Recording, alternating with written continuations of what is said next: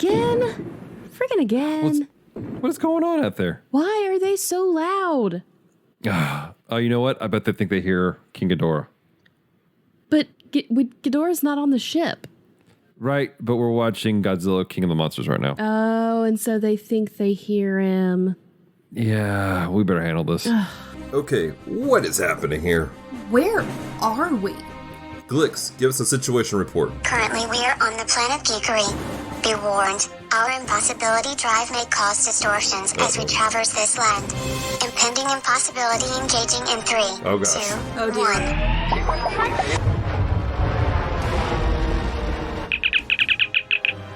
Hello and welcome to episode 92 of Com Talk, the podcast extension of Geek Devotions, the show from devoted geeks who are devoted to letting people know that they are loved. I am Celeste, and with me is...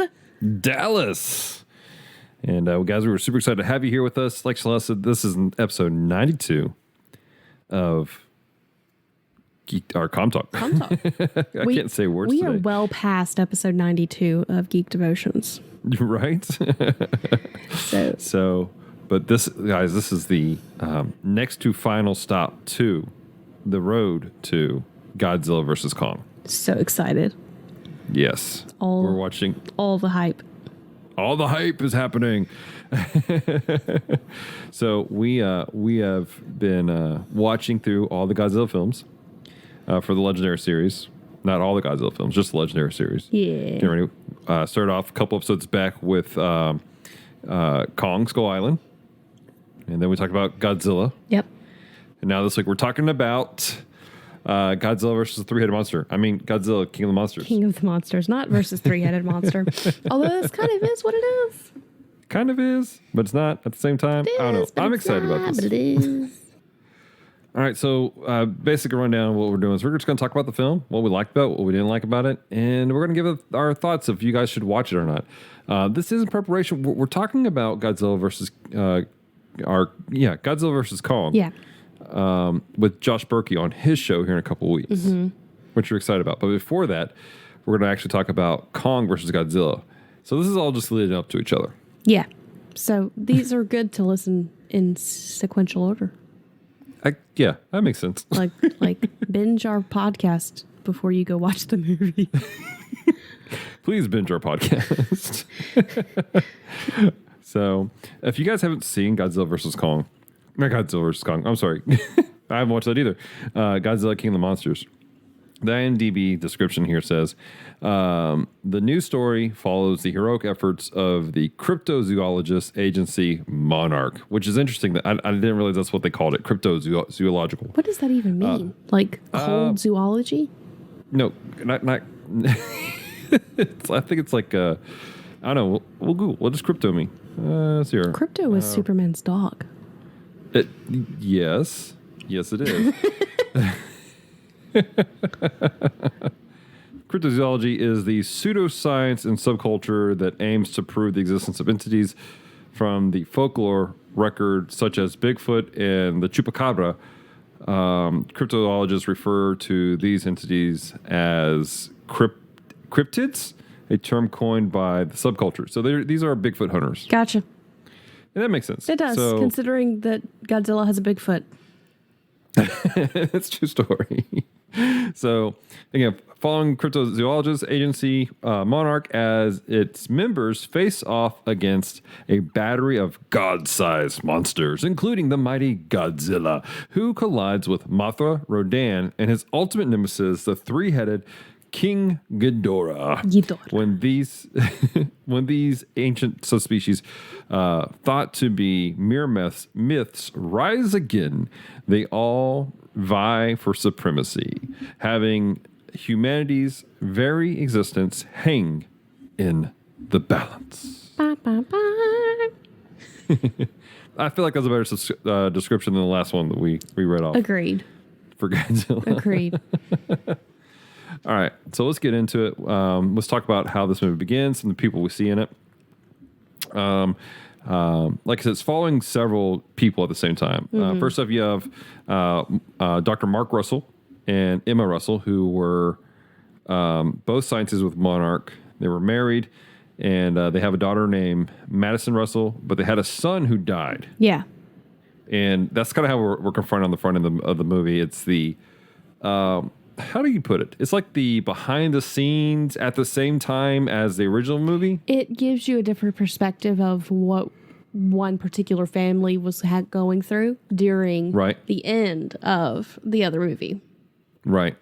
And which was interesting, the way they played off. We'll get into a little bit later about how the different, because they both saw Godzilla destroy their city. Yeah. And to a degree, they both kind of blame Godzilla for the death of their son. Yeah. But what we've discovered is they separated.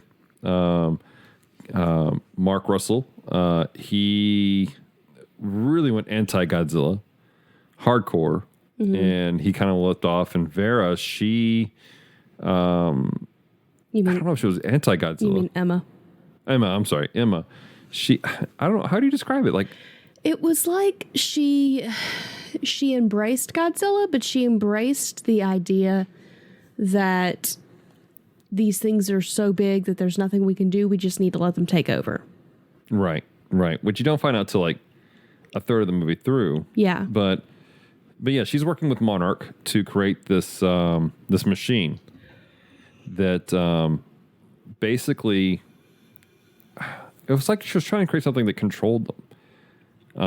It was like a mixture of all their cries, and she was using it to, they called it the Orca, to control them, to, you know, like you see the opening scene where it's with Mothra, which was beautiful. Like, I thought the Mothra scene was gorgeous. Yes, and, absolutely. So you have that taking place, and but you realize that she's caught up with some dangerous individuals. Yeah. Which again, I guess this plays into what I was talking about earlier. It's weird, not weird, but it highlights the different ways people deal with trauma, which is interesting because we talked about it last time. A lot of people didn't like the way that Home Dude played his character in the first Godzilla film. Yeah. Sergeant Whitebread. But you and I talked about how it seems like possibly the way he was acting was a result of dealing with the trauma that he went with. And these two, I feel like, went separate ways with their own way of dealing with trauma. Yeah, I can definitely agree with that. And, we even had someone pull that in from this morning at our church. We had a guest speaker, and he was talking about how trauma affects people differently. To you, it may seem like you may know someone's story and go, oh, that's not that bad. But to them, that was a big deal. And even in that, people handle things differently. So it's fascinating, a study on how people react to things. Right. So Kyle Chandler's character, Mark Russell. Yeah. I know that we had one person say that he just couldn't handle like the acting. He thought Kyle's acting was real deadpan. And to a degree I can see that, but he's the kind of guy that went the direction of like he's angry and he's kind of shut off from his family a little bit. He's out in the woods taking pictures of animals now. And that's kind of how he dealt with it, but also just immense anger. Like he wants Godzilla and the rest of the quote unquote Titans dead. Yeah. I think, whereas I think he also had gone to some unhealthy measures. And that was part of why they separated, because at the beginning of the movie, Maddie goes, he looks healthy. Right. Yeah. Now, Matt, for those who haven't watched it, Maddie's their daughter, and has a whole nother realm of things. Yeah. At the beginning of the movie, we see that Maddie's living with Emma, and they're kind of working with Monarch, but we discover that she's aware of the plan that's at hand. Yeah. Of trying to release the Titans. And again, Emma. Why do you keep calling her Vera? Because her real name is Vera, like the actress' name is Vera. But Emma, she went the opposite direction of, I don't hate them, but she's just like, this is inevitable. We should just let them take over and just succumb to everything that's taking place. Yeah. And I think Madison, she's the person stuck in the middle. Yeah. Like she's having to deal with the dueling parents, which, to be honest, that's not uncommon for a child to have to deal with when they have parents separate. Right. Of dealing with the dual mindsets that's being presented to them at all times. Right. Well, and they kind of give you a hint even before they let you know that she knows about the plan, because she's typing out an email to her dad. She goes, I'm worried about Mom. Right. So she knew something was not right, but she was a child. So you can't expect a child to be like, oh, this is how you fix things. Like most adults don't even know how to fix crap like that. Exactly. So this is kind of like the basis. Like you find out about most of this information probably in the first 20 minutes of the film. And so spoilers for everybody. For everything, because we just jumped right into this. We did. This is the most unorganized podcast episode ever. Woohoo! But where it really comes to a head, though, is where Emma, obviously, she's working with the eco-terrorist, and they go to release and awaken who we know as King Ghidorah. Yeah, Monster Zero. Mm-hmm. Now, this is an interesting character because, unlike the rest of them, we discover in this film that it's a alien? Yeah. Of some sort? I think that we knew that King Ghidorah is an alien because you and I are currently watching the original appearance of King Ghidorah. And he seems very much to be alien-esque. Right. Not that he's made an appearance yet, but... Well, that's the running thing. I mean, if you watch, anytime you see King Ghidorah, again, right like Celeste said, we're currently watching the very first appearance of Ghidorah, which is Godzilla versus three-headed monster, and he's an alien. He came crashing on Earth. In the Godzilla trilogy on Netflix, the animated series, he's again an alien being. What did you think of this version of Ghidorah? Now, to date, you've only really seen the anime version, but what did you think of this? I kind of like it. The special effects were definitely nice. It's interesting because he's very brutal, kind of calculating. So it's weird because you get a sense from Godzilla that he's just kind of like, if he runs into a building, it's an accident. He's a big guy. If he's handling business and things happen, it's not intentional. They purposefully built in a malevolence to Ghidorah that is fascinating for something that's not, while it's sentient, it's not what we would know as like higher intelligence. That and the memes have ruined the movie for me that I cannot ever unsee. The stupid head. But see, I like that aspect about that because like they did give all three heads a slightly different personality. Yeah. Like the middle one's clearly the quote unquote leader of the body. Yeah. He seems a little angrier. The other one is kind of, he's just chilled. He's there. He's like, yeah, let's do this. And then you have Ed. Like he's kind of dopey. For those of you who are not as submerged into meme culture as we are, they've been, people when this movie came out were comparing the three heads to the hyenas from Lion King, where you had the two hyenas who were like, okay, yeah, we're doing this. We're good. You had the leader. You had the one who was like, yes, we're doing this. And then you had Ed. Which I feel is sad for anyone named Ed. And so people were comparing it because they did a very good job of giving all three heads a separate personality. Right. So you have Ghidorah, this massive being who, when he flies, he's a storm. Huge. I mean, he's humongous. He's a Cat 5.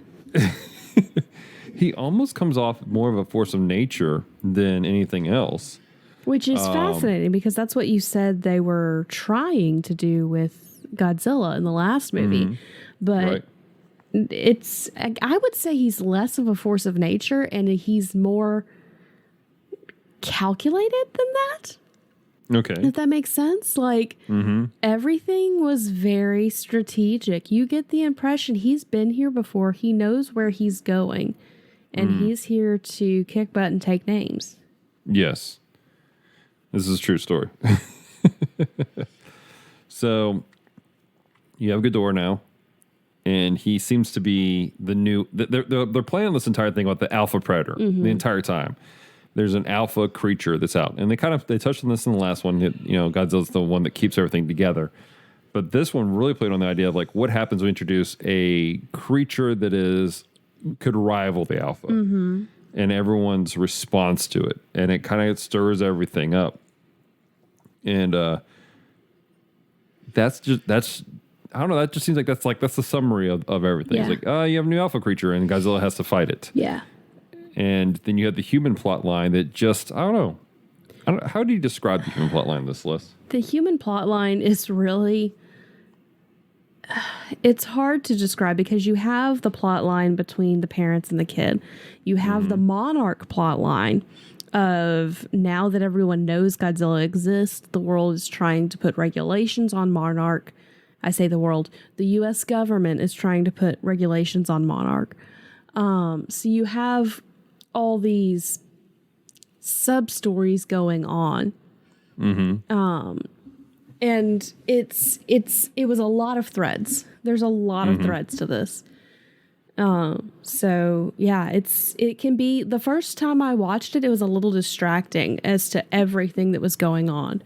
Because while they do kind of bring everything all back together, by the end of it, it's a little disjointed at the beginning. Yeah.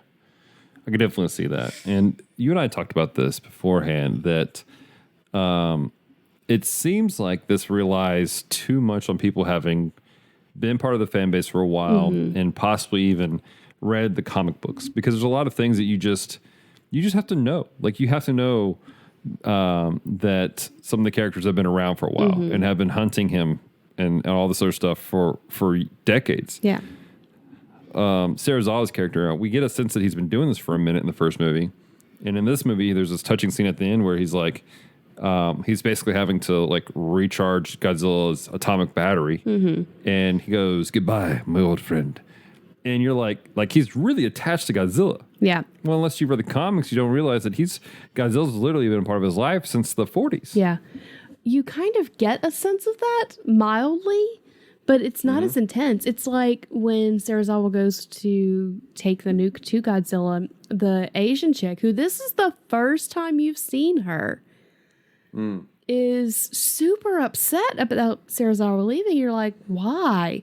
Well, if you're not paying close attention, earlier she tells somebody that she's third generation Monarch. Right. So she's literally grown up around Serizawa. Exactly. So there's a lot of deep story here. Yeah. That again, if you're in the books and in the comics, you're in it. You're like, yes. But I feel like the average viewer maybe missed out on a few things. Yeah. So yeah, I know we're jumping around a lot, and this is probably the most disorganized one we've done of these. Yeah. But at the same time, it's almost a reflection of the film. There is a level of disorganization to it. Of all the different threads and all the jumping around, and that fits, because especially considering they utilized a couple times where you would be invested in one plot line, one set of story that they had going on, and then they would just jump to the next one, and you're like, what the crap? What's going on? And so, I mean, that's kind of what we're doing today. Right. Exactly. All over the place. Well, speaking of jumping, we're going to go to a quick commercial break. Jump. And when we come back, we're going to give kind of our final thoughts on the film. If we liked it, didn't like it, what we think you guys should do with it. And so we'll see you guys after this quick break.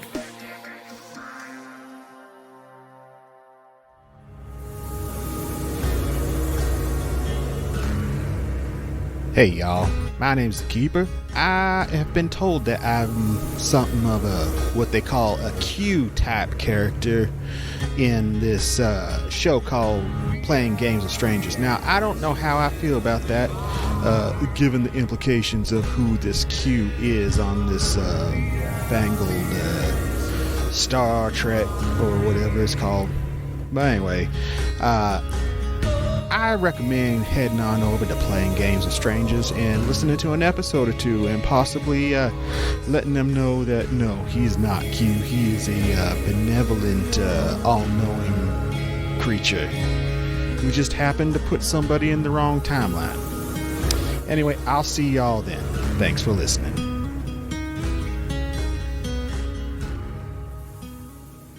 All right, and we're back from our break.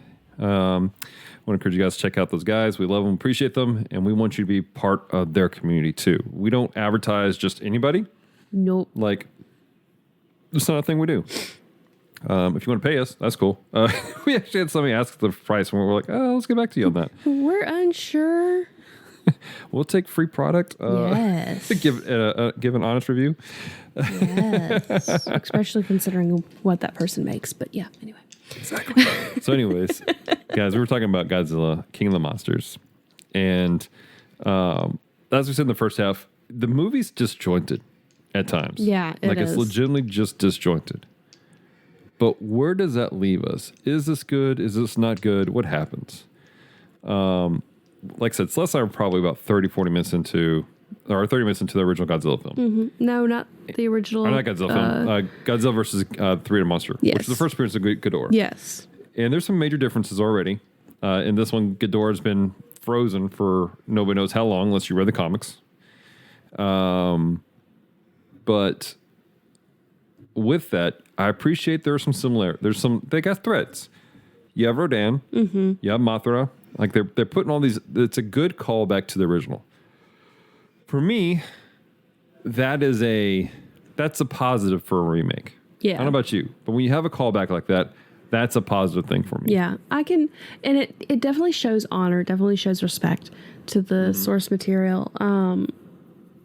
Like there was tons of that, so it's definitely. It does a good job of going, hey, we understand that these are characters people love and that they have investment in. So we're going to do our best to call back to the original so you can go, hey, that's cool. It's like what they did with the music, where just in subtle undertones, every different monster had its own music, every major monster. Right. The woolly mammoth didn't have his own. Well, that's actually one of my favorite parts about the film, Celeste, is the fact that you had this beautiful score, modern score, but in it, they interlace the original kind of theme songs for all these creatures. The Godzilla, the dun, dun, dun, dun, dun. Yeah. Or even like the melody line of the Mothra song. Which where is the most beautiful out of all of those monsters movies. It is quite nice. So I appreciate that aspect of it. I think their soundtrack is one of my favorite parts of this, as far as the scoring goes. The monster fights, how did those go for you? It was interesting. It was nice, things blowing up.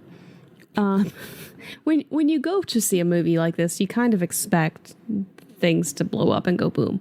Like right. That's why you come into it. It's like what is it? You watch the Transformers movies for fun cars and big explosions. Right. Like you don't necessarily go to those for storyline. Some of them have good storyline, but you don't necessarily go to those for the storyline. Right. So it's definitely was interesting. Right. I think that's you kind of hit it on the head. It's like it's a fun movie. Oh yeah. To watch the action take place, like whenever Godzilla is supercharged and he's like marching onto the city and there's like this literal army of planes flying to back him up. Like you're like, yeah, let's get this, And like the fights between Godzilla and Ghidorah, those were cool. Oh yeah. Right? Especially when they utilized the heads. Right. Like they took some time into thinking about how a 3-headed monster would fight. Mm-hmm. So and they did a great job with that. They did. Although I think that at one point the necks were a little longer than they actually were. They did seem to be variance degrees. There were definitely some perspective issues with this movie. Right. Like, again, we talked about this last time, that the Godzilla film, they did a great job with perspective. Like, they put you there, and they did that several times. Yeah, but it seemed off this time. But spacing ratios, maybe not perspective. How big is this thing? How long are those necks? Like, it's just convenient. It stretches out like a slinky. Like, what? Right. So, or like, where was Godzilla? What was Godzilla standing on when he came out of the ocean? because he had to be standing on something. Because when he For him went to dive. under the water, he had to have been standing on something and jumped off. Because if not, he's just scraping his belly, like crawling, rather Right. than actually like swimming. So there are flaws to this. Either that, or maybe he was farting and holding himself up, just floating on a fart.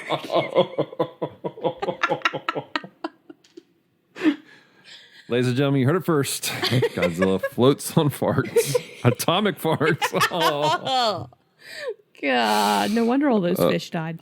oh my gosh. Oh my goodness gracious. So it has its flaws. But it's fun. Oh yeah, Like, I'm not going to tell somebody, go watch Godzilla King of the Monsters because it's deep and it's impactful and it's not the best, no, but it's fun. it's Like, it is the Captain Marvel of the series. ooh, you went there. I did. It's a fun movie. It's enjoyable, but it's not a real great standalone movie. I'll give you that. Like, I like it. I enjoy it. I actually prefer it because I really enjoy Millie Bobby Brown's acting. But when you look at the whole of everything so far, it doesn't stand alone well. If you haven't seen Godzilla 2014, you're not going to understand what's going on. Exactly. So let's break this down. Out of 5 kaiju, how do you want to rate this? How do you want to rate Godzilla King of the Monsters out of 5 kaiju? 3 and a tail. 3 and a tail? Yeah. Because, like I said, I thoroughly enjoy the movie, but if I can't watch it alone, I don't really do it. That and the perspective stuff was driving me nuts. Like, how big is Godzilla? So again, enjoyable movie, but it's, what is it that Paul says? You have to turn your brain off. Yeah. Yeah. Paul from Retro Rewind podcast. Yeah. Yeah. So I'm going to have to agree with you. 3 and a tail seems fair for this film. Again, I enjoyed the film. I'd watch it in the background of something. Yeah, absolutely. But it's not a deep story necessarily. It's fun. It's interesting. There's some interesting things. If you're a completionist, absolutely watch it. Oh, yeah. Well, if you're a completionist, you're not going to listen to our opinion. You're going to watch it anyway. Exactly. I am curious to see how this plays into the next film. I'm intrigued by that, too, because the ending scenes heavily relied or implied that Godzilla versus Kong was coming. Sorry, I can say words. It did. And it also had included the fact that, like, at the very end of the credits, you have the eco-terrorists purchasing the head of Ghidorah that had been chopped off at the halfway through the movie. Yeah. And Before it got so stupid. Before it got so stupid. Because it was and that's, I know we're already done talking about it, but that was another aspect that was fun to me because it wasn't quite so idiotic until after it got ripped off and then grew a new head. It was like, oh, this one's a younger one. It's a younger head, so it's really dumb. Oh my gosh, that's funny. So, but like I said, we know that in the next movie there's going to be we're going to have Mechagodzilla somewhere, and the running theory is Mechagodzilla was built using this head of Ghidorah. Somehow? Do we know that, or is that a theory? I'm pretty sure I'm pretty sure that they've confirmed Mechagodzilla's in there somewhere. Okay. There's screenshots with him in it at least. So. Okay. So, but we don't know what perspective or how it's going to happen. So, we want to hear your guys' thoughts, though. Let us know. Reach out to us. Leave comments on the post we put on Facebook, Instagram, or just, reach out to us however we want to. Probably message us. Because we want to hear from you guys. We want to know what you guys think about it. We enjoy So, Celeste, any final thoughts on the movie? No, not necessarily. Although I will point out that you can talk to us on our Discord. True story. We'll try to have a link in the description of the show notes here below. Yeah. So, all right. So, all that being said, ladies and gentlemen, don't forget to check out our previous episodes where we talk about the other legendary ones, make sure you also go subscribe to Victims and Villains. Yeah. Because, like I said, Celeste will be talking about Godzilla versus Kong when that comes out. The next film Celeste going to be reviewing will be with Josh, and it will be Kong versus Godzilla from the 60s. Yes. And we also have another podcast coming out very soon from our friends, Primitive Rhythm Machine. The Away Super Team. excited about the Away Team. And I'm just telling you guys right now, this next episode of Com Talk from them is going to be relatively intense. They get a little deeper. Yeah, they do. But that's okay. I'm excited about it. I am too. Want to do this also real quick poll, just hear you guys' thoughts. We have a design from our old store of a hand-drawn little baby kaiju wanting a taco. Eat the baby kaiju. If you don't know why kaijus want a taco, I'll have a link in the description down below for you to watch a YouTube video where we talk about how kaiju just want a taco. Yeah. And but we made shirts to go with it. But it's not on our current store. So we want to hear from you guys. Would you want that design? I'll try to post a picture on social media and see if that's a design you guys might want. And we'll go from there. But let us know.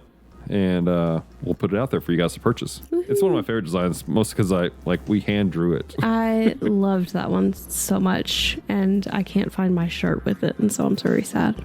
Oh, that is sad. So we may have to make a new one anyways. Well, we have access to make it for ourselves without sharing. True story. All right, guys. Well, that's it. Celeste, why don't you bring us home? Thank you so much for taking the time to listen to Com Talk today.